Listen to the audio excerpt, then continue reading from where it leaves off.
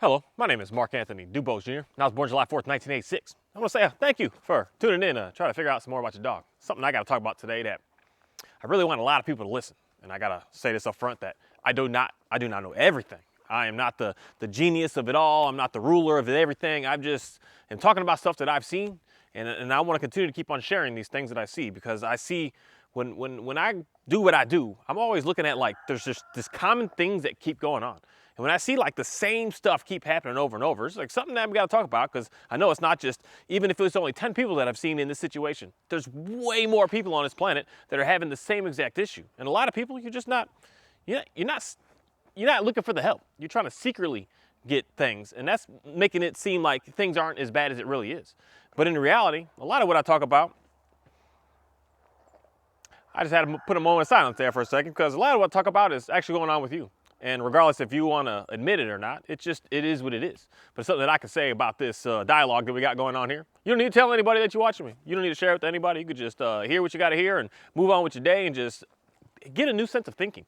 Because the one thing that I want to keep getting people to do about the dog training stuff out here is, I'm not here to show you how to get your dog to sit, how to get your dog down, how to get your dog to do that. I want you to think about something that's going on so that you can have a whole new idea about things that you should pay attention to. And what I want to talk about today is, all of a sudden, one day, my dog just started hating everybody. One day, my dog just started hating all dogs. One day, my dog started to just blow up and was reactive towards other dogs and just lunging and barking and going just overnight. You know, I went to sleep and I woke up, I took the dog for a walk, and it was just insane at everything. It's insane at my family members now. It just went wild. I don't know what happened. I just went to sleep, I woke up, and all of a sudden, my dogs are fighting each other now. I mean, they're fighting each other. They're not just having little bickers and just little but they're latching, holding on, shaking, and they're going serious. Then I just went to sleep and I woke up and bam, here we are. This is going on. I hear this so much. And I'm gonna make a disclaimer right this second. I am no medical professional. I don't know what the vets do and gone to the school that they have gone to, but I just deal with the stuff that they say that they don't even know what to deal with. And they also say that we don't know what's happening here, and I deal with that stuff. And I'm able to get people in some sort of success with doing certain things. Because even if the dog has, I'm gonna say, a medical issue, it's still, there's a very rare thing on this planet that something happens to any being and it just instantly in 5 minutes, it changes its entire world. Medical problems, for the most part, they start small. Your knee hurts a little bit, and then the next day it hurts a little more. The next week it hurts a little more. 4 years later, it's really hurting. 6 years later, it's like, I don't know. 10 years later, I got to get a knee replacement. That's the progression of pretty much everything. And even when it comes down to psychological things that are going on. The first time you smack the dog, it's like, whatever. The second time, it's like, nah, not so bad. But after 1,000 times of doing that, the dog is now in a whole different sense of like, what's going on? It's starting to get this paranoia, start to get changed. Most cases, in most all cases, and every case that I've still personally seen in my life, it doesn't just one day this happened. There are some serious neurological things that happen, and that's stuff that there's no medication that's going to fix that. There's nothing that you can get it to get better. It just is what it is, and something happened. There was an aneurysm that came on, and the dog is messed up, the human is messed up, but pretty much everything, it's small progressions to get somewhere. And with those small progressions, I'm going to say is we ignore all those small progressions. We ignore why all of a sudden we woke up and my dog doesn't want to be touched by anybody. We ignore all of the little things, because it's something I'm going to say that is incredible, but makes dogs dumb at the same time. I don't like to call them dumb, but it's some things that they do, they hurt themselves because they try to please us so much. So a lot of times your dog may be cool with you touching it. You may be all right to touch it. And this can go with the whole household, people. You can have 8 people in your house. You got, 6 kids, and no, let's do that differently. You got 5 kids, you got a husband and wife, and you got a mother-in-law living with you. All y'all could have been touching this dog. And then one day, it woke up and it didn't want anybody touching it except for you, the one that does the most with the dog. And it sucks if you're the one in that you love the dog and you do the most with the dog and the dog starts snapping at you. That's a very sticky situation to be in. And you notice that the dog really likes your kids more than it likes you. But most cases, it isn't that way. It's who's really putting a lot into it. Because there's always, I can walk in every household and I can say, whose dog is it? Someone's always going to raise their hand. And they know, even if the dog treats the other person better, the dog still, there's things that dog is bonded with. And the one thing I'm going to say is touch. dogs pretty much are cool with being touched by their owner. Not all dogs, and this is something that I think a lot of us should really think hard about. That's I think a video I'm going to do tomorrow about the whole touch on dogs. But touch, about other people touching the dog. And the dog can just, this is where they're not so smart, where it will allow people to touch it to make you happy. So when you go to your friend's house and you're like, oh, look at my dog, and they look at my dog, and then people are petting it, your dog will sit there like, I can't stand this, but I'll do it because mama likes it. It's making her happy. But your dog is just sitting there like, I hate this, man. Why are they touching me like this? And then your dog just keeps doing that and doing that and doing that. And to us, the dog looks happy, right? It's wagging its tail. It's super pleased looking. It's like, oh my goodness, but it's only doing it to please you, the owner. It's only doing it for that reason, not because it wants to do it itself. This is where dogs are, where like chameleons, where they can blend in and try to fake like some things. They're capable of doing something like that. It's very, very fascinating what they can do. But then something happens, and especially if you've had this as a puppy, you've had this small dog that you've been doing this to, and then all of a sudden this dog hits a certain age group range where one day it just says, you know what? Enough is enough. I'm done. No one's touching me again. And then the dog snaps for the first time when someone tries to, oh, look, hey, how's Buddy doing? And it goes down and the dog, and it does that. And it's like, oh, what the heck? What's going on? Is your dog okay? And you in your brain holding your dog, you've never seen your dog do this before because you never were like advocating for your dog, like really studying and really paying attention to your dog, really looking at what is it that your dog is actually desiring right now. You were just assuming some things, that everything was fine because my dog never did that yet. And now you would say to yourself, oh, he would have bit someone before if he didn't like it. But an 8-week-old puppy, it's going to fold and submit to anything and everything. It's so terrified. It's so scared. It's so new. It doesn't have even a backbone in it to even like say no to anything. So of course it's just going to follow along. But at some point it's going to just grow up. And it's going to have that first snap. And that dog's going to get that first reward of like, I know how to get people not to touch me because I can't stand it when people do this to me. And this woman here, I kept telling her that I don't want you doing this, but you keep putting me in it, but now I'm going to handle this for myself. I see that I can handle it myself now.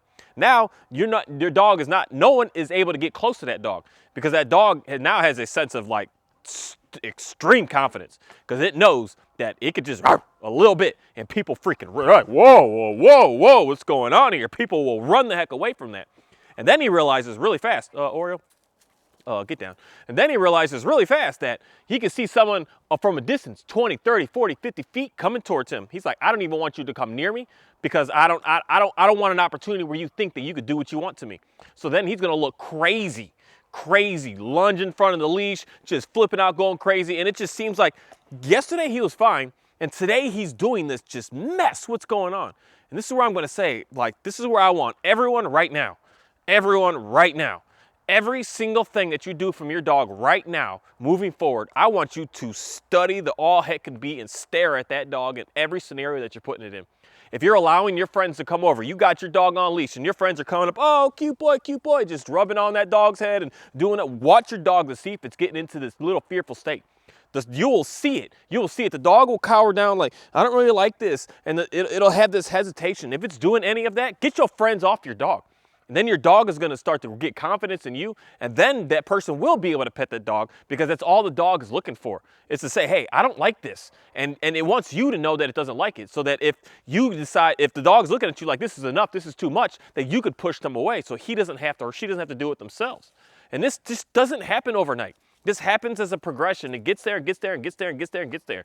Even dogs that, even if they've done that before and go to the shelter and get into a new home, they don't do that right away. It takes time for them to go right back into that. Most cases, not all cases, of course here. And I know that people just get stuck on this alls and nevers, and I get stuck on that myself because I want to make sure that everyone understands that you probably have that one dog that just has this neurological thing that just, and it's like, great. But 90+% of everyone else out here, your dog is defending itself because no one was sticking up for it.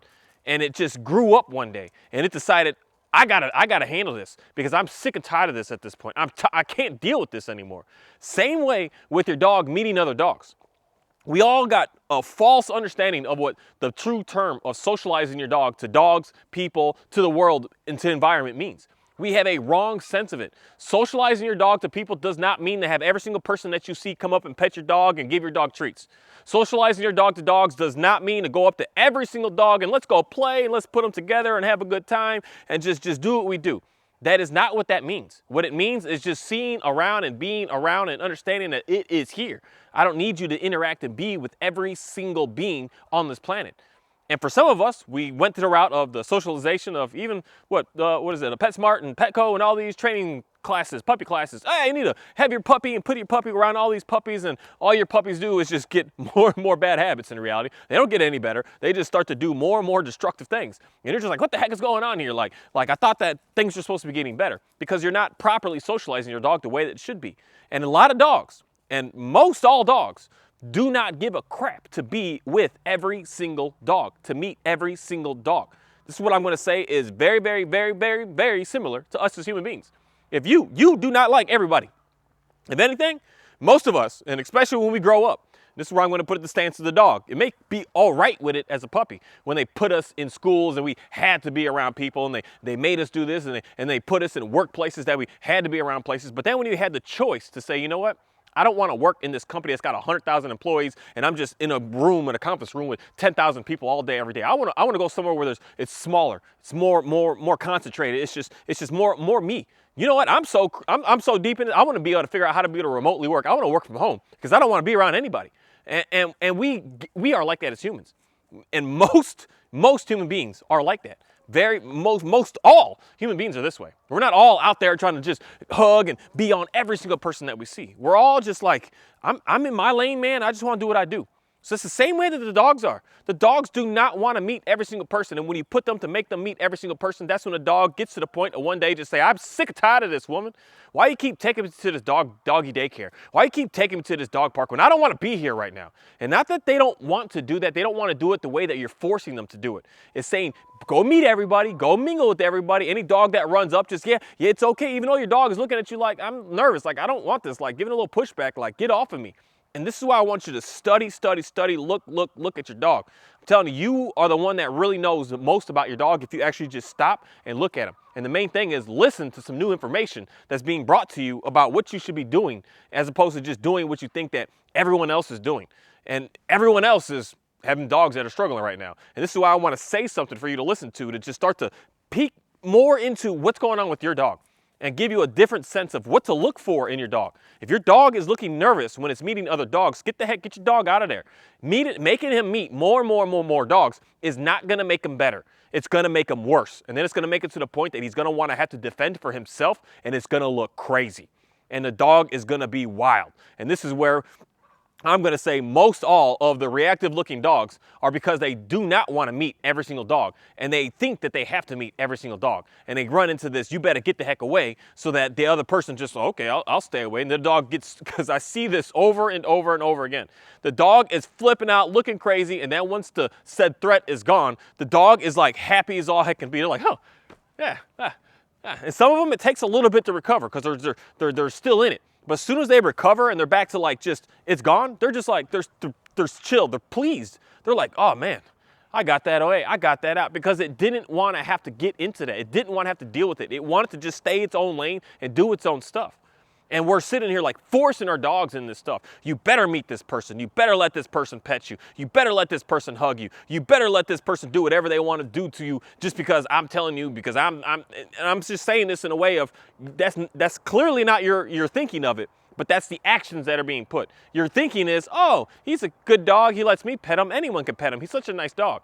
And you're just letting everybody do it. Oh, he's a nice dog. Oh, he loves kids, you know? Kids are always with him, and the kids are over there just poking at him, pushing them, and just doing stuff to him, jumping on him, hugging him, doing some crazy stuff, and your dog is standing there like, what the heck is going on right now? Like, what's happening?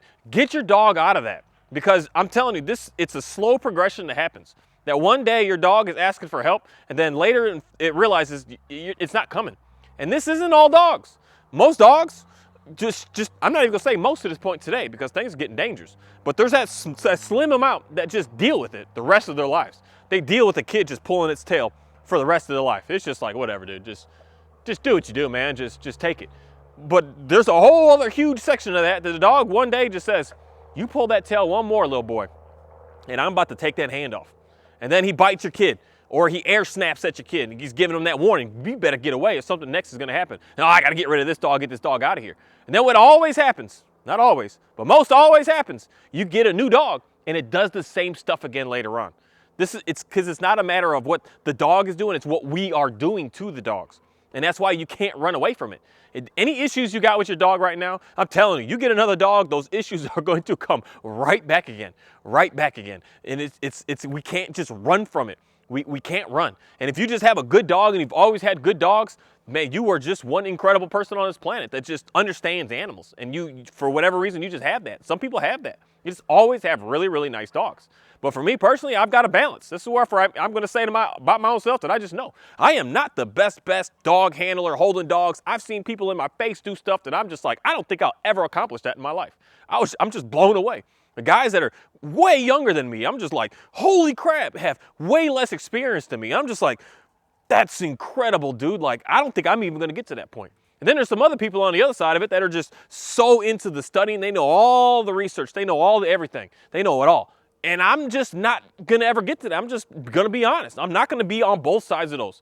But I'm going to be right in the middle to be able to make sure that I can get some of that in and some of that in to be able to communicate to everyone. Because the unfortunate thing that I've noticed, most people that are like so good on the reading side of it and having a good understanding, they can't communicate it to the average person. And the same thing with the people that are really good at just handling dogs. I mean, there's incredible people on this YouTube right now that know how to work dogs, but they have no idea how to explain anything that they're doing to make you be able to have a good understanding, like what's happening here. And that's where we're having a huge disconnect, because we're listening to both of these sides, and both of these sides are on it. They know what they're doing, but they don't know how to speak to you. They don't know how to talk to you. And something that I want to be able to figure out how to be able to speak so that the average person can be able to see and be able to know, because there's a lot that's going on that we're missing. And we're missing it thinking that everything is okay and everything is all right. And we're missing it, and we're destroying our relationship with our dogs. We're destroying not only that, man, a lot of y'all, you got issues with your dog, but you got issues with your kids. You got issues with your spouses. You got issues with your mother-in-law and father-in-law. You got issues with all around going on. You got all kinds of issues. And these issues stem from one thing. We're not paying attention to what's going on. We're just like dancing around and doing what we're doing. We're not like focused in on, why am I getting so much pushback right now? Why did this just seem like it happened overnight? Because this happens a lot with teenage kids. Everything looks good, and then all of a sudden, the boy turned 15, and he's slapping the heck out of his mom. He's like, what the heck's going on here? It didn't just happen. It didn't just show up. It started at day one, moment one. Things have been happening. And then we can get to the, get down. We can get to the, we can get to the point that we can say that, oh, there's a medical issue, but that medical issue was something that started, and then it's just getting worse and worse and worse and worse and worse. That's why you can medicate it, but then you still realize, like, there's some got better, but other is still there, because that's not the whole reason of what's going on here. And we're quick today as a people, unfortunately. We are quick today to say, we are so fast that, oh, it's this, give them drugs, and it'll go away. And I'm going to straight up say this. There's pretty much no medication for anything to make it go away. It gets maybe better, but it don't go away. What makes it go away is doing natural things on this planet, doing what needs to be done. That's what makes it go away. There's a lot of things that we have that we take drugs for that I'm telling you, the drugs do not just cure you, unless it's some antibiotic because you got an infection or something. That stuff is amazing. Whoever created that stuff, like, I think they already got the Nobel Prize, but they should just continuously keep getting that, because that stuff is phenomenal. With certain vaccines to make sure we can't get polio and can't get this and chicken pox, and hopefully I don't get, what is that stuff called, the outside of that, shingles later on, because I got it, and I got to get the shingles shot. Like, I'm going to have to get that, because it's like that's amazing. That stuff works. It's legit. It's crazy how it works. But as far as, I'm feeling a little depressed right now. I got high blood pressure right now. I got even low. I got this, I got that. The stuff just, it don't cure it. It doesn't cure it. It's just, it makes it better. In some cases, it makes it worse. So then you need this, and you need this, and you need this, and you need this, and you need this.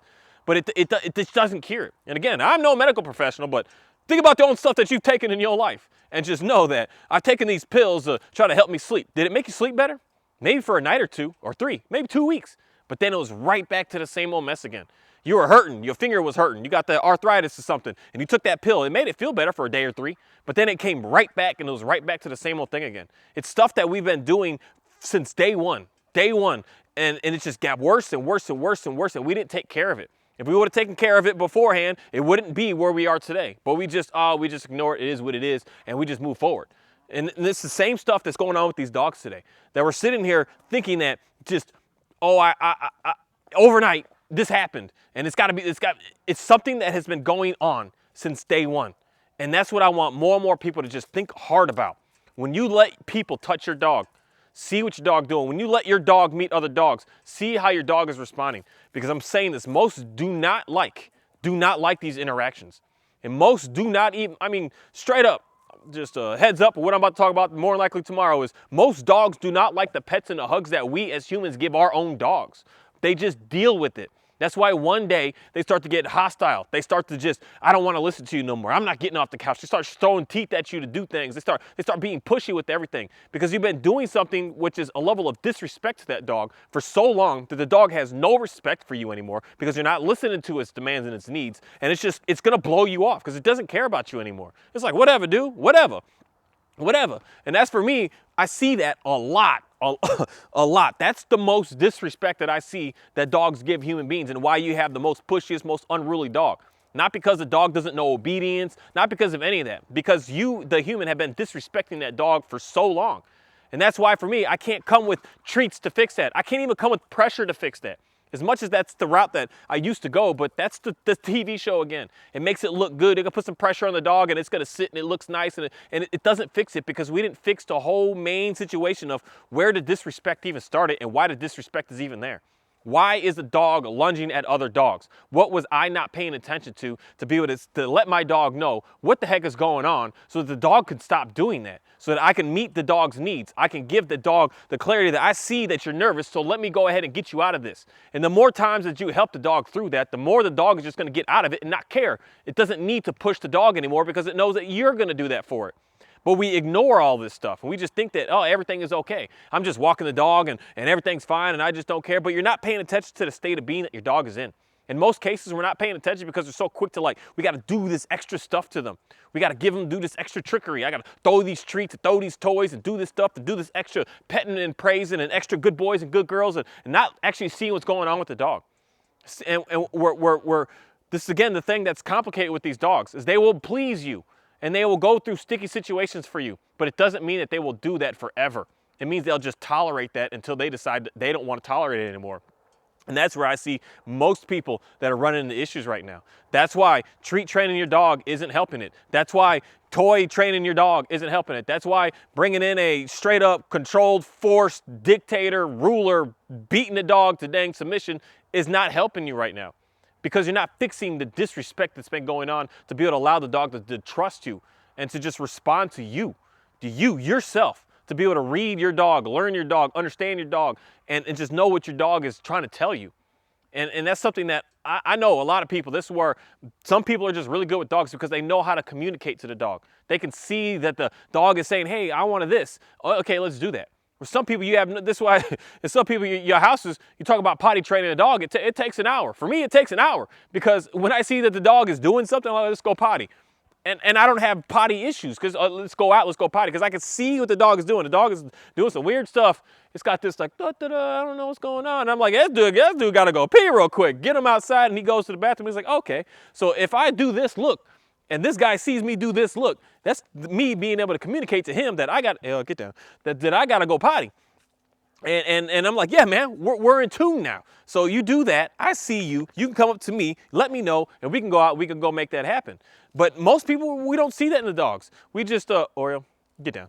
We just don't have no idea what's going on. No idea. And then we just see the dog peeing and the dog has been telling us for 20 minutes, I gotta go, I gotta go, I gotta go. And that's where I'm gonna say that some people are just better than others. And that's where you think and find and see that you think that, oh, my dog is being pushed, my dog is being unruly. No, your dog doesn't respect you because it doesn't know, it knows that you can't communicate to him. It knows that it can't communicate to you. It knows that you're making it do things that it doesn't want to do. And that's where you're running into the most problems. Once you can just see the one simple thing that your dog is asking for from you, you can see that your dog is looking at dog and it says, I don't want to be around that dog. And you say, okay, well, this is the part where I'm going to say the upfront stuff. This is where I'm going completely against what I used to do based on just new information that I've seen. Your dog sees dog and your dog's uncomfortable. I am not going to make my dog go to that dog. I'm going to let my dog know, okay, you're uncomfortable. Watch how I can make that dog go away. And we're going to get a little bit of a distance. And we're going to head over here and we're going to watch that. I'm going to go this. I don't know why, but I use those hand motions and all. I watch my Jedi mind tricks, how I make these people and this dog just disappear. And then my dog sees that and it's like, oh, okay, you got that. I'm like, I got that. Day after day, week after week, your dog starts to trust you because it knows that you are seeing what's going on with it. And you are getting what it perceives as a threat away. You're making it go away. You're making it get the heck out of here. And when you keep doing that over and over and over and over and over and over and over again, that's where your dog starts to just really understand who you are. That now we're working as a team. Now you can walk head on to a dog and your dog doesn't need to worry about it because you already see what's going on and you got your dog's back. It's not out here in the world on its own anymore. Now when your dog sees people, you see, oh, look at your cute little dog. That's why already today, like my Dalmatian, she loves some people. She just loves people. She loves dogs. She want to get in everything. And it's for me to say, if you want to, because it's already today, some people are cool and other people are not. Some people, she's like, hey, what's up? How's it going? She'll look at him. She gives these eyes like, please pet me. And I got this collar on that says, do not pet. I'm going to switch that to please pet me. Because when you tell someone not to pet with that collar, more people reach in to try to get her. So I'm going to try to do some reverse psychology on this on some people. Because when I put that collar on her, more people try to touch her with that do not pet collar on. Then I'm going to get one that says, please pet me. I only bite here and there. I think that's what I'm going to put on there. And maybe people rethink what's going on here. But she wants to go to some people. And if I make her go to the people that she's kind of like, I don't really like that person, and make her do that, she's going to start to look aggressive looking towards pretty much all people at some point, someday. Not today, but month after month, month after month. She's going to get to that point of like, dude, I said I'm cool with that, but not that. I'm cool with that one lady right there, but not these people over here. That's one thing about her. She loves her some kids, and she came from a household with young kids, and I don't have no young kids around. So she sees young kids. She's like, hey, let's go play. Let's go do something. So she gets all excited. But there's some kids that are, who knows, pushy, hard, poking her, doing stuff. And then she can get a few interactions of that, a couple of months of that, and then she's like, I want to go bite every kid's face off. Because what's one thing, especially a dang on Dalmatian, what's one thing that kids love to do to them? They love to just come and hug all on them and just be all on them and doing all this and it's like, oh, it's the one from the movies, Mom, look, it's so cute, and doing all this. And then the dog that came from, I'm cool with this, got to, I hate this because these people are disrespecting me. They're not showing me they're not being kind to me. So then the dog is going to, at some point one day, grow up and just mature and just say, no more, no more. And then rawr, snaps. And you're like, why would you do that? But you weren't seeing what was going on the entire time that you've had the dog. Please look at your dogs. Pay attention to your dogs. And if you're in that stage now that it's not so bad, you're going to watch how you're going to be able to get so good so fast. By watching your dog. You're just walking, hanging out. You're doing what you're doing. Hopefully you're on a relaxed walk, loose leash, being able to just hang out. And the dog isn't on a rampage, but even if the dog is rampage, straight pulling, the dogs have a huge shift to them. So the dog is coming towards you, and even if the dog is just pulling and going down, the dog is just on a mission. It's going to do something. When it does that something, pay attention to what's going on. Is my dog like happy? Is my dog like scared? Is my dog like what's going on here? What's happening? And because the dog's tail is wagging, get down. Just because the dog's tail is wagging doesn't mean that the dog is happy. Just because the dog is looking and appears to be happy doesn't mean that the dog is happy. If the dog is looking back at you, looking back and forth, back and forth, back and forth, it's trying to figure out what you are wanting it to do because it's confused. And more likely, if it's looking back and forth, it's saying, I don't want to do this. Stop. Let's do something else. So do something else at that moment. Do something you've never done before. And if that means that you got to get some distance to get around, if that means that you got to, because this is something that I need to make. Everyone's got all this dog training equipment and everything that we need one piece of dog training equipment. And that's like a big neon vest that says dog in training, stay the heck away. Just as nice and big and clear to say it right there. So someone can see it and say, oh, okay, I can stay away from that. Because we need to get people away so our dog can just see that we are good at first. And not forever, but just until the dog can trust us. And once it trusts us, then yeah, you could take this dog anywhere in any situation. But you're working backwards if the dog is already flipping out. It's done. Don't even worry about it at that moment. There's no correcting it. There's no giving it treats. Just quit. Give up. Just next time. If the dog is already flipping out, you lost. There's nothing to do here. But you got to get it in the stages before, and you want to get it at the first absolute stage. This is where you got to watch your dog. Watch your dog. Watch your dog. Pay attention to your dog. Study your dog. And when that dog gets into that first stance, and all dogs, they're just walking and they have this like alert. They got their ears up, they're staring at it, they get stiff. As soon as they get in that first stiffness, that's the moment right there. You got to do something. You got to do something. Whatever you've been doing, stop doing, and you got to do something different at this moment. And doing something different is something that just is more likely going to naturally come to you. You're going to make a change yourself. Because your dog in reality is more likely going to guide you on what the heck we want to do here. Most dogs, they go to the end when it's at the last stage. But they stop, they see it, and they get back and they get close to us. And then they kind of like move around and they do something. Just move away from it. Get away from the dang dog. Get away from it. Stop forcing them to get in it up front. That's just going to continuously keep on making it worse. And I know I got a lot of videos talking about stuff like this, but again, there's some things that I have to amplify on with what it is that I do. Some dogs, in some cases, I see that they're scared in a different way. And I'm just going to have to put them in it. But most dogs that I'm just continuously seeing, because I've been getting so many calls this year on just dog-to-dog fighting, and it didn't happen overnight. It didn't. It was something that just kept going on and going on and going on. And some dogs, you could put them in the thick of it, and they get fixed, cured instantly, like literally instantly, within half of a training session, and they're good, they're done, they're finished, because they understand that you got them, and they saw that nothing was able to kill them. But as far as making sure that it's going to be good for long term, I wouldn't go that route. I would go the long-term route of going slow and steady every single day. The faster that you get them out of it, the faster they get back in it. So I got to take my time here, and I got to know that what's going on with my dog, because I don't want to have to correct my dog. I don't want to have to give leash pressure to my dog. I don't want to have to nudge the dog. I don't want to have to give the dog a treat. I don't want to have to give the dog toys. I don't want to have to praise the dog. I don't want to have to touch the dog and hold the dog. I want the dog to be able to know that I'm going to be able to be there for them, that I'm going to take care of this for you. And then that's when you are that high prize. You are the high value. That's the main thing to pay attention to here. And it's just something that I'm just continuously seeing, that it don't show up overnight, people. And anyone can say that is, but I can just get on the phone with you and I can talk through some things and I can ask you some questions and you're going to say, yeah, that was happening a couple of months ago. And it has been happening that way. I did see these small little subtle things, but I didn't think anything of it because, they've always been fine. So I just figured they would always be fine for the rest of their lives.